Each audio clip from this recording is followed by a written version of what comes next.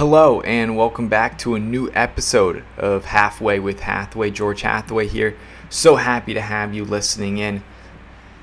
And I just want to start out, talking about... I record all my episodes every Friday, the day before they go out, so I have time to edit. And I love to do it later in the week as well, just to see all the sports news happen. And then I update you guys on what's been going on and my thoughts on it as well.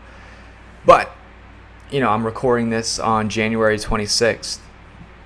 It is the 4-year anniversary of Kobe Bryant's passing and his daughter Gigi and all the others in the terrible helicopter crash that happened in 2020. And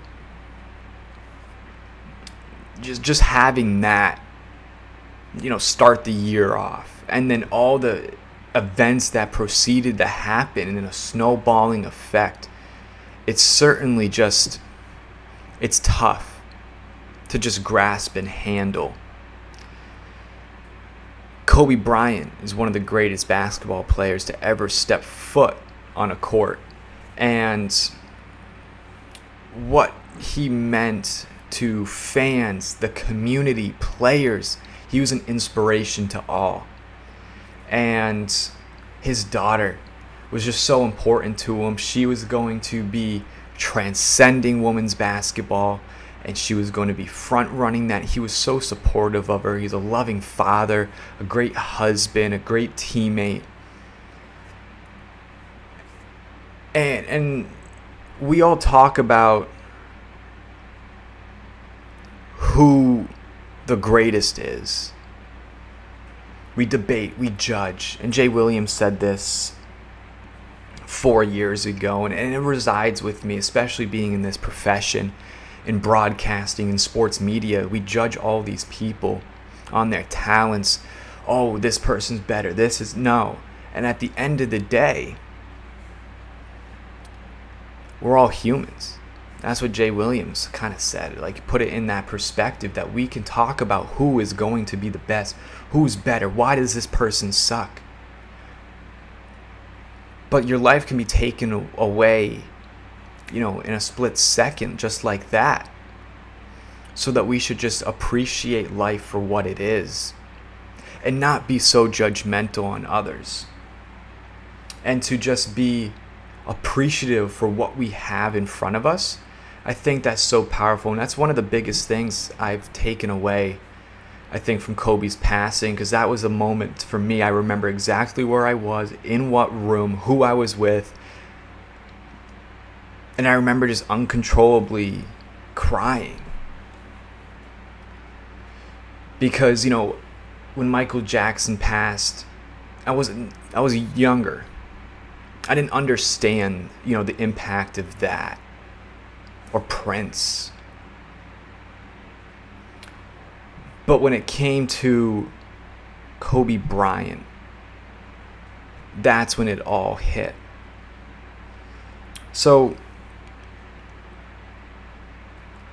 take every day as a blessing and just be grateful for what you have and appreciate what you have and who you're with. To call that person up and just say you love them. Whoever it may be, mom, dad, brother, sister, significant other. And just tell them you love them. Just because you never know what that next moment could be. And, just thank God every day that you wake up, you're healthy. I know I certainly do. And a day like this just really puts it all into perspective, for me at least. And I hope it does for you.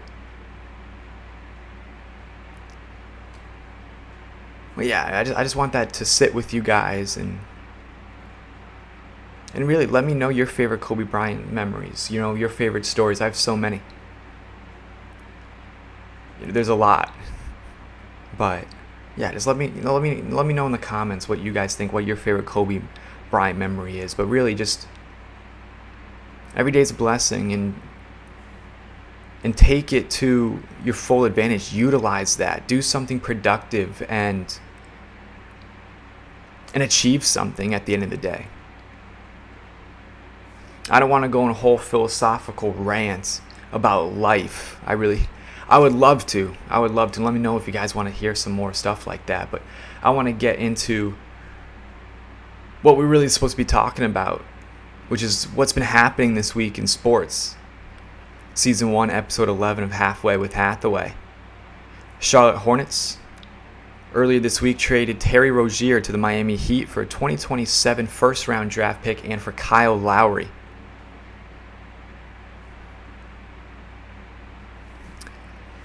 I like this trade. I think, it's kind of even in a way.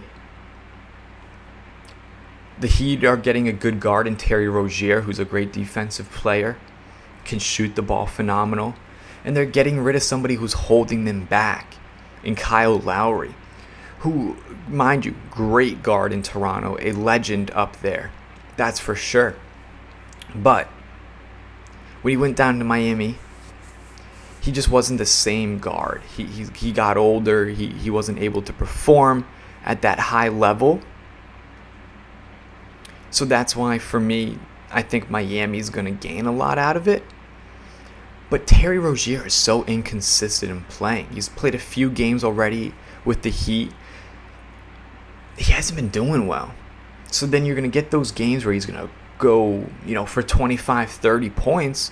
And then next game he's giving you 2 points off of 20% shooting. So it's that inconsistency that is going to affect the Miami Heat, and this is a team that needs to be consistent, especially if they want to play at that same level as the Boston Celtics or the Milwaukee Bucks. So I like it, but give it a few weeks until we see what Terry Rozier can really do in Miami, because it's certainly going to be special if he can play at a high level.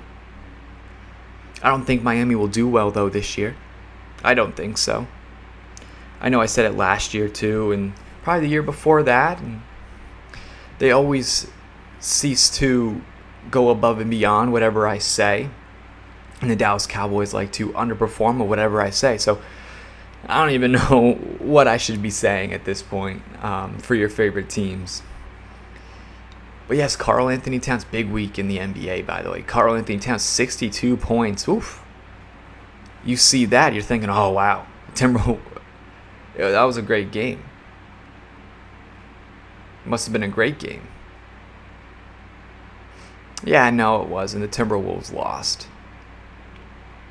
Cat had 4 points in the fourth quarter. And their coach said it was disrespectful to basketball, what the players were doing. They just kept wanting to give Cat the ball. Well, yeah. I mean, who wouldn't? Dude has 60 points. Of course, going to keep feeding the ball. He's gonna keep scoring. What? What kind of coaching is that? It's not disrespectful to the game. It's disrespectful that you coached terribly and lost the game. Your entire game plan in the fourth quarter was not to give Cat the ball, who already has 58 points going into the quarter? No. What are you doing? So to me, it's what do the Timberwolves want to do? This is a team that's supposed to be pretty good. Cat has 62. Come on. Same night, though, Joel Embiid put up 70 for the Philadelphia 76ers. All-time scoring, most points scored in a Sixers game in franchise history. It's pretty good. 70 points. It's really solid. Joel Embiid, I mean, what do you have, 30-something free throws, I'm pretty sure. Oof. I think that's what everybody was saying, though. It's having those 70 points, it takes away the fact that he had 31 free throws he made. No, but honestly, though, it's a great achievement for Joel Embiid. I mean, we've been seeing so many 70-plus scoring games. In the 21st century alone, even the last few seasons, we saw Donovan Mitchell score 70 plus. I mean, Embiid. It's been so cool to kind of see these high scoring games. You want to see if somebody's going to push that 81 record that Kobe had. And then if you want to surpass that and go for Wilt's 100. So I think that's really cool, though. That, Embiid was able to do this. I think it's so good for basketball that we're seeing something like this. And both nights, like both big men dominating basketball. I love to see it. I've been saying that this is going to happen for a while now. That we're seeing like it's a circle. It's a non-stop circle. It's going to continuously rotate. We're going to have the big men dominate. Then we're going to go into the point guard era, shooting, everybody, kind of doing their fancy stuff. Then we're going to go back to the big man all over again. It's just a continuous cycle. Because we had that with Wilt, Bill, Hakeem, even Shaq as well. The big men, Ben Wallace dominating basketball. And just, that's all it was. It was just a big man sport. And then, we got into the 2000s. I would even say like, mid 2000s too. You had your Kobe's. And then Curry came along. Kyrie. AI was there too. Then we started developing the point guard game. When everybody was just flashy passes. Nice crossovers like Jamal did, And then now we're kind of circling a little bit back into the big men era of basketball. Chet, Wemby, Embiid, Cat, Zion, all these great big men. And then maybe in another 20 years we'll go back into the point guard where there'll be the next best point guard doing the next best thing. So I think it's cool though.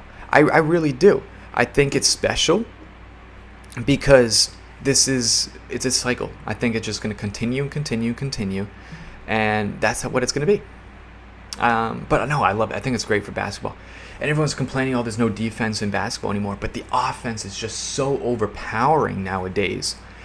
And all these players are so skilled that the defense is just underneath it all. And it doesn't look like it's that promising, but in reality it is. The defense is really good in basketball still.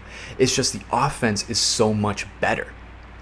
And everyone just has to get better at defense. I mean, we all can. I think defense wins championships. I've modeled my basketball game off of defense. I've modeled my coaching style strictly on defense. I would coach middle school basketball with one of my good friends, Tanner. And what I would run in practice was you were running suicides, or I don't know what they call it nowadays, where you were sprinting up and down the court, and you're doing defensive drills for the first half of practice until you picked up a basketball. Because defense wins championships. It's as simple as that. I truly believe that that's still a good testament in sports. And basketball, I think defense is it's the most important aspect of that, besides rebounding. And then offense, it's like a saying. Defense wins championships. Rebounding wins games. Offense sells tickets. That's what I truly believe, and that's a motto I live by, especially defense. I love defense. I could go on for defense for hours talking about it and how important it is. But the offense right now that we're seeing, it's unbelievable. We'll never see something like this again. I mean, I bet that's what, my parents were saying about Michael Jordan, Larry Bird, Magic Johnson. Like, we'll never see anybody like this ever again. And then comes Kobe, LeBron, Melo, guys like that. And then we're like, okay, now we're talking about, we'll never see somebody like Curry. But I think there definitely will be that next. Could it be Wemby, Chet? Could it be these young guys that we're seeing? Big men, once again, the cycle continuing into the big men era of basketball, and I'm here for it. I really am. I mean, I grew up in the point guard shooting threes, see how far you can shoot, LaMelo Ball pointing at the spot you're shooting and then pulling up. That's what I grew up kind of watching and seeing. So it's cool to kind of see how it's going to transition into this new phase. We'll see if I'm right, though. We'll see. But I think that the big men are now dominating basketball once again, and I love it. Let me know what you guys think. Do you guys like to see this cycle? Am I right with the cycle? Like, this is just my theory and my ideas. I'm not saying I'm right or wrong. I'm saying that this is what I'm observing. And I'm just kind of backing it up with the evidence as well and saying that, you know, we're going to go big men, then it's going to go back to the point guards, back and forth. Maybe a pendulum. Would that be a better analogy instead of a circle? But yes, no, it's either way, it's continuous and it will never end. And then Kevin Durant earlier this week said that he should be considered the GOAT. And the reason why he's not is because he went ring hunting with the Warriors after they went 73-9 and decided to do that. But yeah, KD, I wouldn't put him in the GOAT conversation. I would not. He's top 20, top 15, I think, all time. KD is one of the best shooters I've seen. I think he's a pure shot, his mid-range, and his just athletic build is amazing. But I think that you can't put him in the GOAT conversation. I'm not sitting KD on the throne next to LeBron and Michael Jordan. No. I'm not putting him even in my top 5. I could see him in my top 10, top 15, like I said. But KD is not even top. No. I don't know which burner he put that on. I think it was his real Twitter. I think he said it in a post-game press conference, actually. But yes, KD is not the GOAT. He is nowhere close to that category. I guess you could say he's a toe away from that kind of. Okay, pun intended. I mean, I was making a joke about how Brooklyn Nets Game 7, I believe it was, or Game 4, something like that. Oh, I forgot what game it was. But it was when his toe was on the line for the three-pointer because he wears a bigger shoe than he should. Yeah, KD, you're not in the GOAT. Probably one of some of the best basketball shoes, though. I will say that. I will say. I personally rock Kyrie's. Those are my basketball shoes. They're discontinued. No, Nike doesn't make them anymore, so that's why I'm going to keep them forever. Kyrie's my favorite basketball shoe, but KD's have to be up there. The GOAT basketball shoe, yes. GOAT player, no. KD, you're top 15 in my book. And I think a lot of other people. Speaking of another guy who's a top player all time, Giannis. Is he a coach killer? Because, yeah. What is going on in Milwaukee? They fired their head coach after 43 games, the third shortest tenure in NBA history. He went 30-13, and they said, not good enough. What?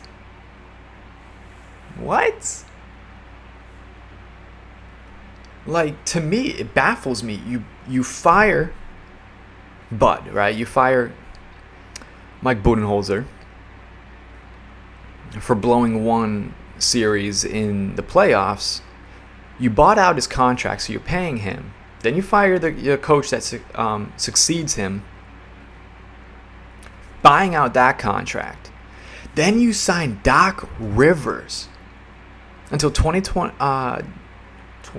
for a few years. I think it's until 2026, 2027, that season. For $40 million? First off, where are the Bucks getting all this money to be coaching, to buy coaches like this? I mean, you guys saw my expertise in coaching. You heard about what I was just saying about how I coach.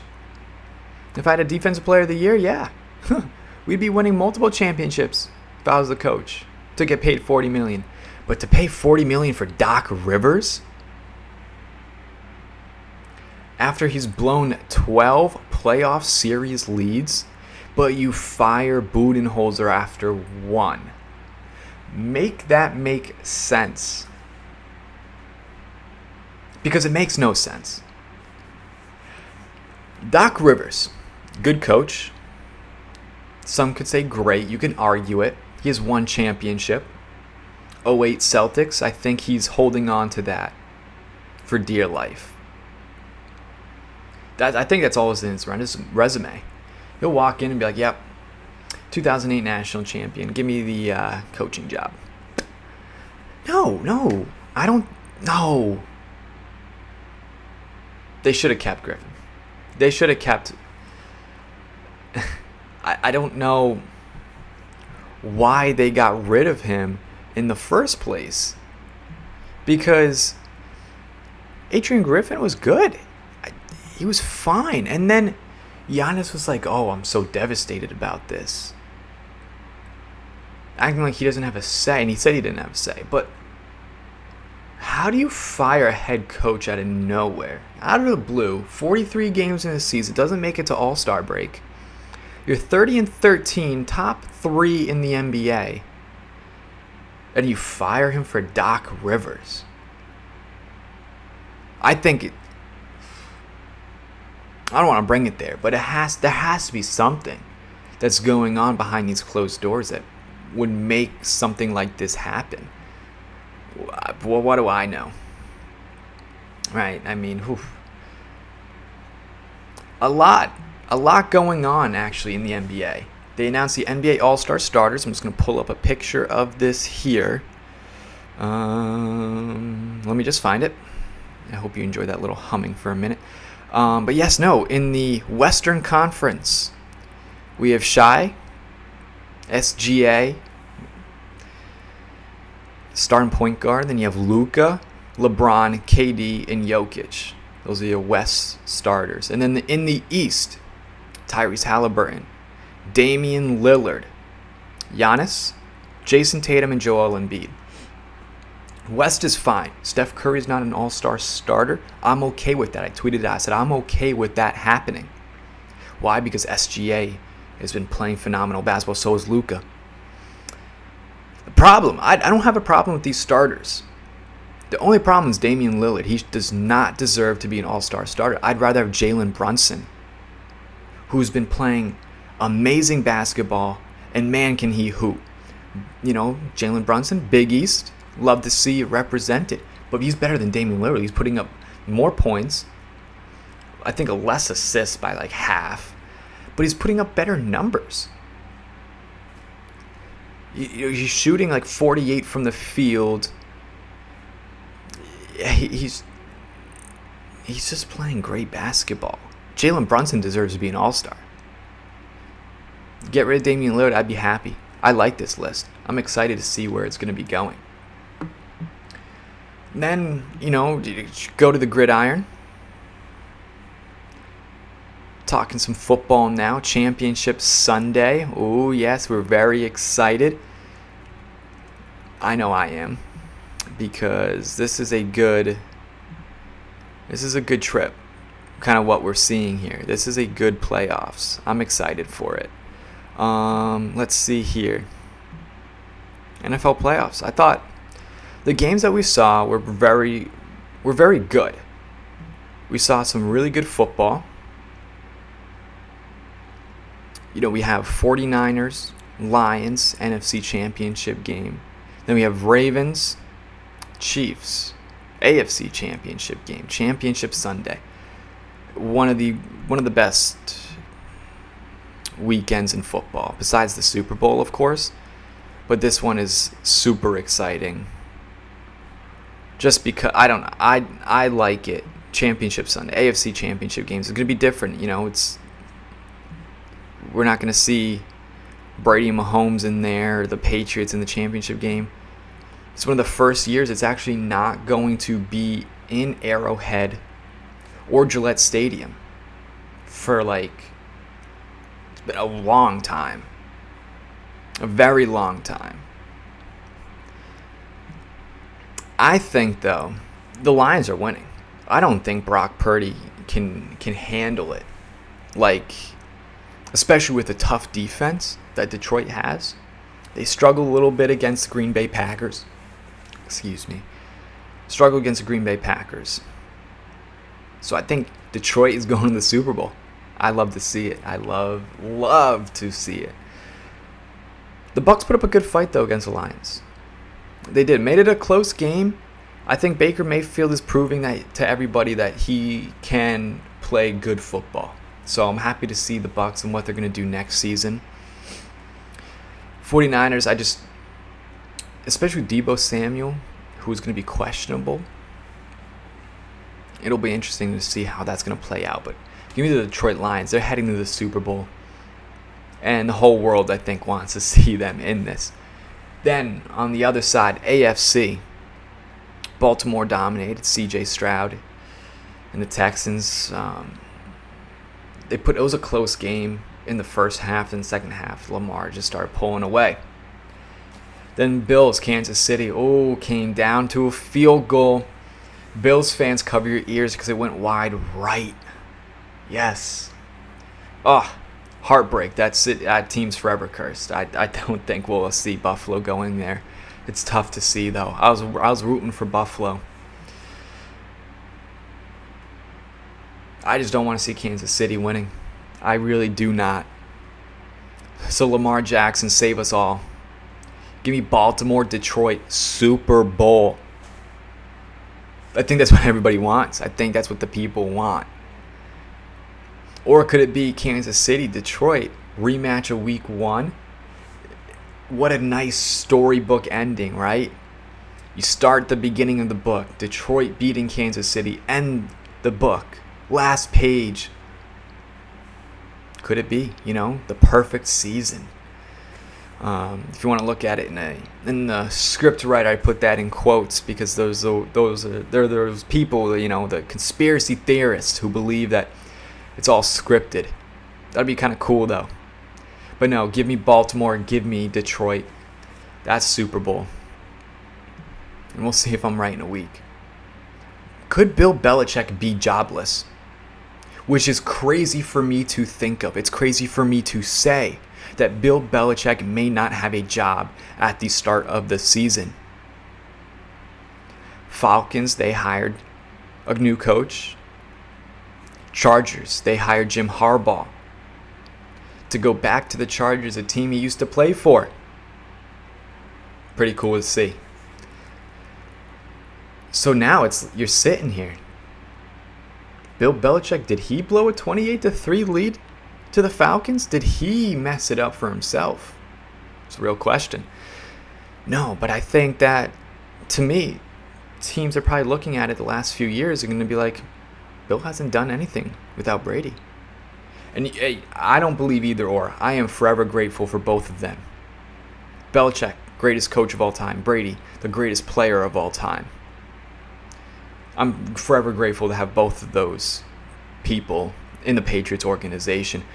But you look at the last few years and you're like, Belichick hasn't done well. One playoff appearance and loss to the Bills? Yikes. That's it. And the losing season this year? I think, though, is he wants the control, the GM control. And I think that's why teams are passing up on him. They're going to be like, no, you draft terribly. Bill Belichick drafts terribly. I'm not going to sugarcoat that. He's terrible GM. And I think that is the one thing that's going to hold him back. You can look at his resume, look at all the wins. But that was 5-10 years ago now that we're talking about this. And it's like the NFL has evolved, but Bill still hasn't. And I think that's strike 2 for him as to why teams won't hire him. Because he hasn't been able to adapt to football, and he's living too much in the past, and he's not a good GM. I think that's why teams aren't hiring Bill Belichick. But to see this unfold and be like, wow, the greatest coach is not going to have a team. And he wants to break Don Shula's all-time win record. And it's not like he can come back to the Patriots, because the Patriots have Gerard Mayo. I don't think he'll take a coordinator position unless it's a defensive coordinator position, but that would be the last straw. I think he's just going to be sitting on Nantucket with Nike, his dog, watching the season on Red Zone or something. But yeah, Bill Belichick, he can be jobless. It's crazy to me. I can't fathom that the greatest head coach of all time will not have a job. He should have a job, but I think he wants too much out of it. I think that's truly what I believe, that he wants to be the GM and coach and have total say in everything. Teams do not want that anymore. They want to leave it separated. It's like church and state. They want to leave it separated. That's why Bill Belichick won't have a job. Sometimes you got to let that aside, put that ego aside, and know the real reason why he's going to continue coaching at the age of 72 is to break the win record. That's it. We all know that. What team is he going to do that with? That's why I think he should have gone to Dallas and the Cowboys, and Jerry Jones should have fired Mike McCarthy. If you heard me on my last episode, I had a huge rant about it. But that's what should have happened. That's what should have happened, but it didn't. So now, all eyes are on Bill Belichick, the greatest coach of all time. Where is he going to go? That's going to do it all, though, on this episode of Halfway with Hathaway. Thank you so much for tuning in. Make sure to give us that 5-star rating. Follow us on wherever you listen to your podcast. Give a like, comment, subscribe to the YouTube channel as well if you're watching on there. Make sure to stay tuned next week to see maybe where Bill Belichick will go. See if I'm right about my Super Bowl prediction. Detroit Lions, Baltimore Ravens. And yes, I want to hear all your takes about the NBA as well. It's been a crazy week in sports. So I'll see you guys next time. Thank you so much.